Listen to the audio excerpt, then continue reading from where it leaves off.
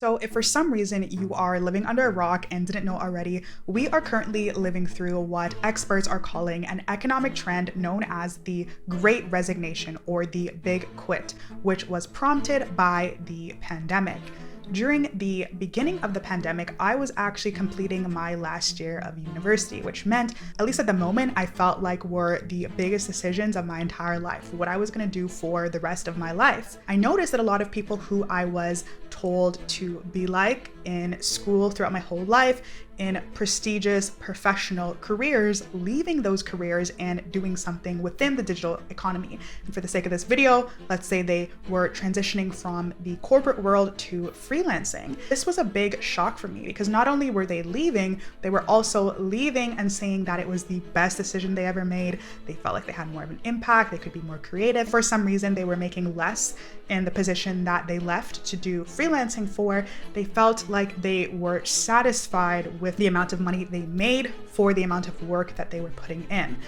This changed my brain chemistry. We all learn from our own mistakes, but during this time, I was learning to learn from other people's mistakes. So why am I saying all of this? Because freelancing is the future. I'm coming with the stats. Did you know that 40% of employees in the States have a side gig?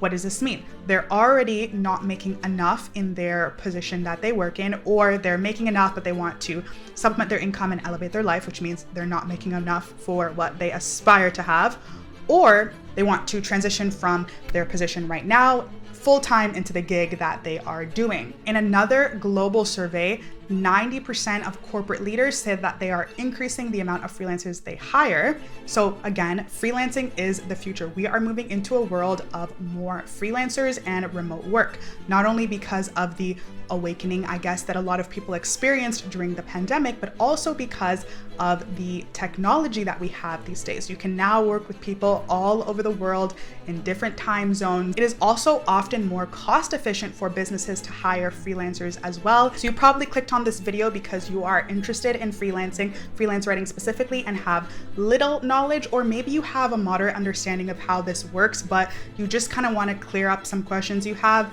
and figure out if it's really something for you. In this video, I'm gonna get down to the nitty-gritty details and give you all of the information you need. So by the end of it, you will feel clarity on whether this business model is something that could work for you and your goals. My name is Danae. I am a full-time freelance copywriter, and you can find me on pretty much every social media platform at Danae Tamia or at Fleur Media Copy. Before I get into the nitty-gritty, I wanted to cover a few specific things.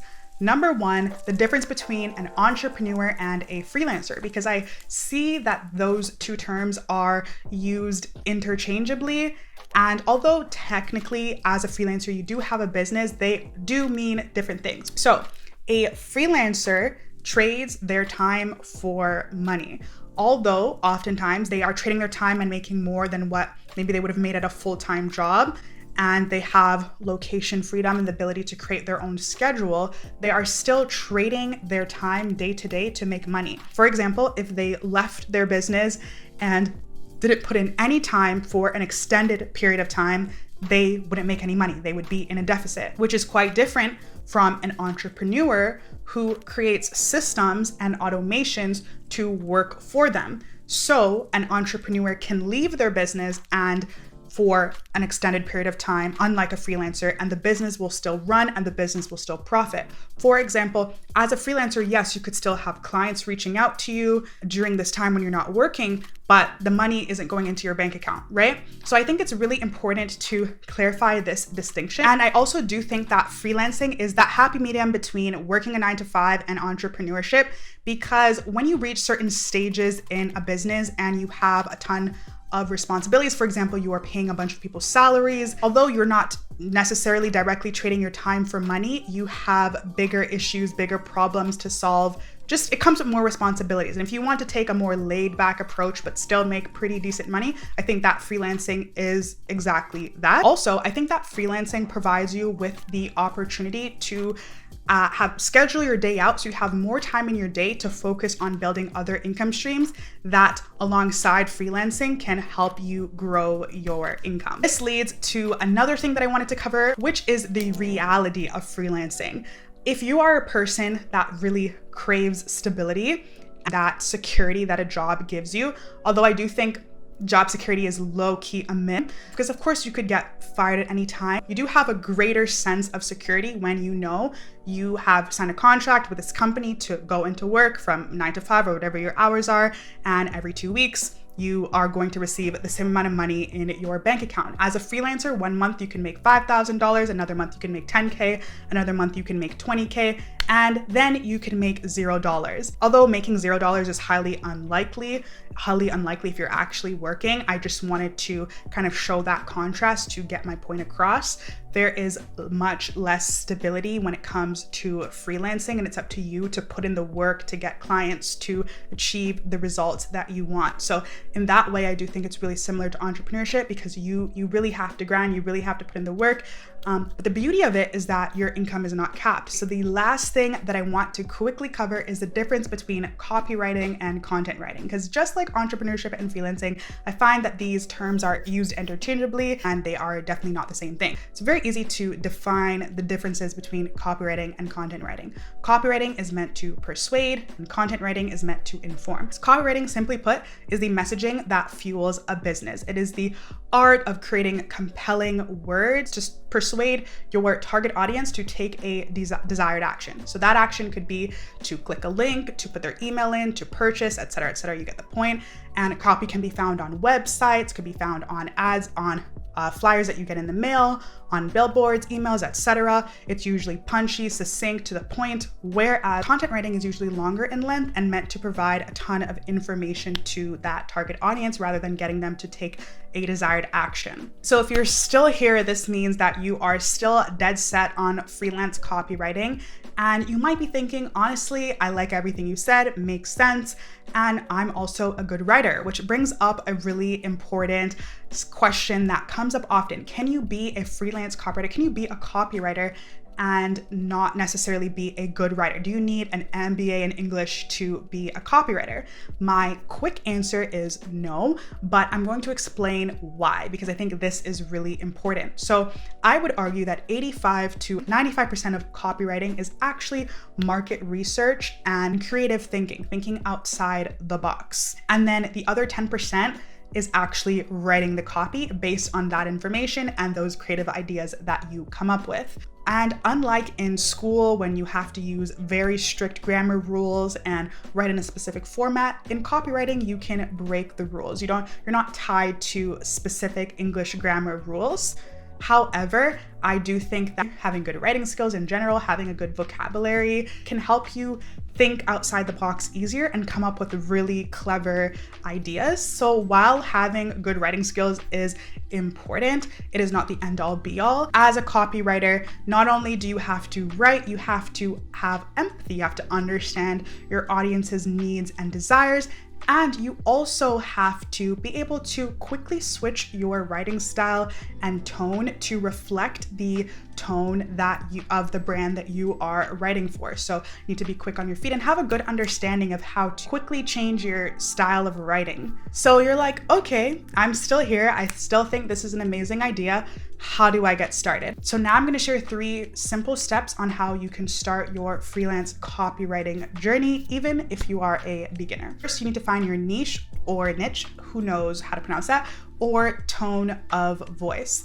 Now, a big caveat here, because I do think as a beginner, you can benefit a lot from not choosing a niche in the very beginning and just taking what you get, trying to do copy for all different industries, all different business types, and seeing what you like, especially if you want copywriting to be your full-time thing. You want to be enjoying what you're doing on a daily basis. So when I started, I didn't specifically choose one industry, although because I started making money online doing Etsy print on demand, and I also did a bit of dropshipping. So I had an understanding of e-commerce, how you could successfully market in the e-commerce industry. So I was able to use those past experiences as leverage to convince people who had e-commerce brands that I could write copy for e-commerce brands. But e-commerce is so broad because there are a ton of different niches within e-commerce, but my thing was e-commerce. And I do think that not narrowing myself down just to e-commerce helped me out. I remember at the first time I did copy for a SaaS company, I really enjoyed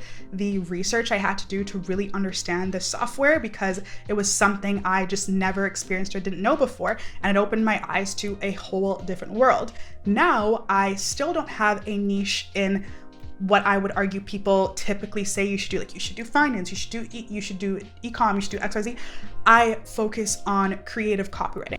So copywriting that is meant to build connection with your brand in a more conversational, bold tone. So brands who really want to stand out from the crowd. I wanted to share this because it took me a while to kind of figure out what I wanted my niche to be. And I also wanted to show you that your niche doesn't have to be healthcare or finance or e-commerce. It could be broader than that, but still box you into a specialty. Now let's talk about why having a niche is important. If you niche down into a specific industry, for example, healthcare, I know freelance copywriters who just do healthcare copy, you can become the go-to person in that niche, which will inevitably increase the amount of money that you can charge because you will be more skilled at exactly what you need to do for that niche. So that is why people recommend that you do that. I think it's so important to taking your past experiences and using them to set you apart. So next, you need to put yourself out there and find clients. But how do you do that? The first step is creating a portfolio. This part is what gets people tripped out because they're like, I don't have an experience, what am I supposed to do? So there are a few routes that you can take. Reach out to local businesses and just do work for them for free. You can do free work. You could also to build up your portfolio, and you can also use freelance platforms. I'm going to talk about Upwork in a bit, but on Upwork, there's different tabs. So you can do beginner, intermediate, expert. You could put it on the beginner tab. Someone who wants to get like a beginner freelancer to do something really simple for $10 or something, you can do that and then put on your portfolio. Or you can do is go online, look at brands who have poor copy and then put your version of how you would correct it, make that your portfolio. I've seen an amazing website of a beginner copywriter who just did that. Or you could get a little bit bolder and take bigger brands who maybe people would consider have good copy and show how you would make it even better. Your portfolio doesn't have to be work that you got paid for necessarily. It just needs to show that you can do what you say you can do. In the beginning of my journey, I also, when I reached out to brands and I wasn't feeling my portfolio too much, I would tell them I'm happy to do a test round for you. I would say a cheaper rate, and if they pushed me, I would do it for free just to prove that I could do what I said I could do. And eventually, the more you reach out, because again, selling yourself, this whole process is just a numbers game. Eventually, someone is going to take a chance on you. And I still hold the first person that took a chance on me so close to my heart because it was such a special moment. I was so excited when I got the email back to have a bit of a portfolio done. Now it's time to find someone to send it to. So again, you could send cold emails to local brands or brands that are not local, whatever you choose. You can also join groups on LinkedIn and Facebook. I'm personally not in any copywriting groups, but I've heard that there is a ton of opportunity there. So you could try doing that. Again, reach out. You can cold call businesses if you'd like, if you're feeling bold.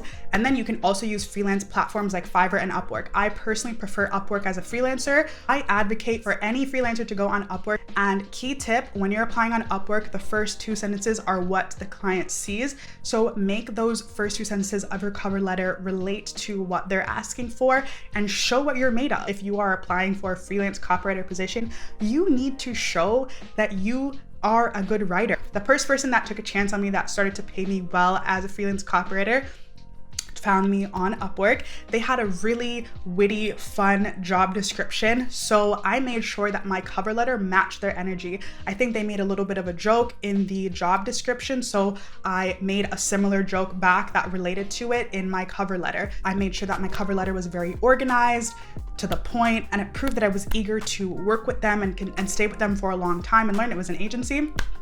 And then they said that they would want to have a call with me. I think about 2 weeks later, they're like, okay, we'll have a call. I liked your application, let's have a call. I got on the call. I made sure I did the same thing in the call. I sold myself really well. And then after the call, I sent an email thanking them for their time. And again, in that same tone of voice. And they said that email really stood out to them, and they knew that I wasn't just playing games. I was serious about working with them, and it pushed them to hire me on in their agency. I'm not sure if maybe they had more experienced people apply, but he did verbatim tell me what's made me stand out is sending that extra email. I think it's important in the beginning to really grind so you can just lock in that first gig, because once I got that first gig at the agency, there was consistent clients coming in, I was getting paid for my work, and then building a nice portfolio that I was truly proud of that I could then continue to send to other agencies and other businesses to show, hey, I can do this. This is what I do now, you know? So those are some tips on cold outreach, but I'll make a whole other video about that in the future. So I think that this particular thing is as important as creating a portfolio, and that is a personal brand.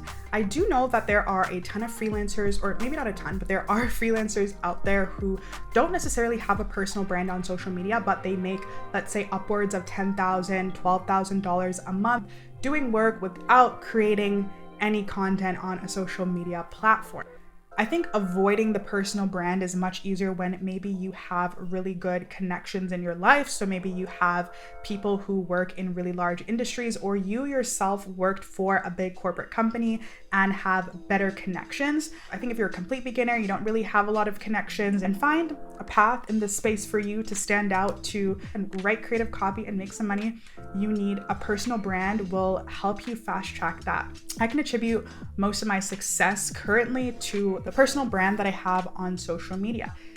And you don't need a ton of followers to have a successful personal brand, in my opinion, if the goal is to get clients. For example, you know, TikTok, you could post a video that gets 20,000 views. And if it's specifically about, let's say, what you do, the type of copywriting you do, at least 1%, minimum, 1% of those people are going to take an extra step, click your link in your bio and just see what's up with you, see what you have to offer. And more than likely, these people are going to be in need of your services. And even if they don't end up getting on a discovery call with you or hiring you on, you're opening your network because they know people that know people. A lot of my clients were through word of mouth because of my personal brand. I had agency owners reach out to me from just seeing one TikTok, for example. So I think that starting a personal brand is really important, and it doesn't have to be on TikTok, showing your face, doing TikTok dances, lip singing on TikTok. You can start a personal brand on Twitter, which is really popular in the copywriting community. You can start a personal brand on LinkedIn. Instagram is very popular for the copywriting girlies. There are so many platforms, but don't feel like you have to use one particular platform because someone else is. But again, personal branding is something that I could go on about forever, so I will save that for another time. But having a strong personal brand can save you from spending a ton of time doing outreach on the freelance platforms, looking in the job boards, or sending a bunch of cold emails every single day. Okay, so once you do your grinding, you finally get your position, now what? You need to write copy, one, and manage your business. I don't think enough people talk about the amount of admin work that you have to do when you have a business or you are a freelancer, because it could eat up so much of your time. Thank God for technology. There are so many automation and workflow tools out there to help you fast forward the process. And you could schedule emails, you could create email templates, all this stuff. So I'm gonna share some platforms that I like to use every day that help me manage my admin, manage my workflow, etc. So let's say you get your first call. Something that I am so thankful for that I didn't know would be so valuable to me is Calendly. Thank God for Calendly. Back when I was working a regular job, I would have to go back and forth so many times with people to schedule a call, and Calendly just cuts all of that back and forth out. I've watched a video where someone said that they think sending your calendar link is kind of rude. It kind of like creates a power dynamic. I've never looked at it like that, and I think a lot of people get the point. Also, if you do have this idea that it is creating a power dynamic and you don't really want to use a calendar link, at least not in the beginning, you could just email someone and say, share 3 days and 3 times that you're available. So yeah, Calendly, I love it. I often add a calendar link to my Upwork. So if someone just wants to get on a call to see if, we're a good fit, they can just book it easily and we don't have to go through any back and forth. Another website that I absolutely love is Honeybook, and it's actually $1 a day for 6 months when you first get it. I do think I have a link for it, so I'll put in the description. If not, you can just type it in on Google, but Honeybook is amazing. So Honeybook allows you to create smart files that could include a proposal, which is basically where you're going to, let's say you get your first client, they're like, okay, let's work together. Here's a quote, here's a proposal on what I'll do. Here's what I'll do. Here's the investment that you'll have to make.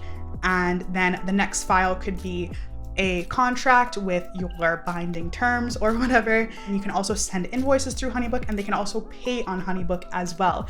But the beauty of this, because you could do all these things with different platforms, the beauty of this is that it's all in one, yes, but you can also put your brand colors and make it match your brand identity. So everything is seamless from beginning to the end, which makes the client experience a lot more seamless and just it shows that you're really professional. Also automate things, automate emails. If you have a website for your freelance writing business, you can embed your lead gen form, which is your questionnaire form for the leads that you get. You can embed those onto your website and then it will automatically go onto the platform. That way, once someone sends an inquiry, they are in your system and you can work on closing the deal and you have all the information there. Speaking of contracts, that's something that you must have as an independent contractor. It's really important to protect yourself. You don't need to worry about this too much until you start to actually get clients. But once you get your first client, make sure that they sign a contract. Again, this is something I can make a whole video on, but simply just really quickly, you can go on Fiverr, type in independent contractor contract, and there are a bunch of lawyers who can write one up for you and get a contract written up for you on Fiverr. And that way you just have that put into your Honeybook system.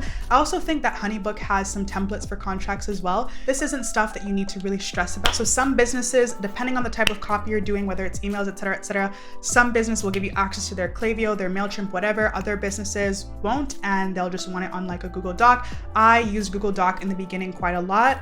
There are templates you can actually buy to just create like a Google Doc template that you hand into businesses when you have the first draft and the final draft of their copy done. I also like Google Docs because you can interact with your client in the comments and you can share why you wrote a certain word. I find that clients really like when they hear my thought process. So you don't have to worry about anything like really big wireframing or anything in the beginning. I think using Google Docs is just fine. And once you start getting paid, obviously it's really important to manage your finances, make sure that you're in a profit. Also, you have to think about taxes. So I like to use FreshBook for that. I find that QuickBooks, which is I guess a similar platform, integrates more. They integrate with Honeybook, which I didn't notice before I chose FreshBooks, but I chose FreshBooks because they seem to have more freelance friendly like tools. With FreshBooks, you can upload your invoices, expenses, all of that stuff. And when it's tax time, you can add your tax person to it so they can go in. You can add your bank account, so there's bank reconciliation. There's a ton of great features with FreshBooks. But again, this comes when you actually start making money. You can do your bookkeeping manually on an Excel sheet until things start really picking up and it becomes a lot of work. Okay, that was way more talking than I expected it to be, but I hope that this overview was really helpful and continue to make it happen this week.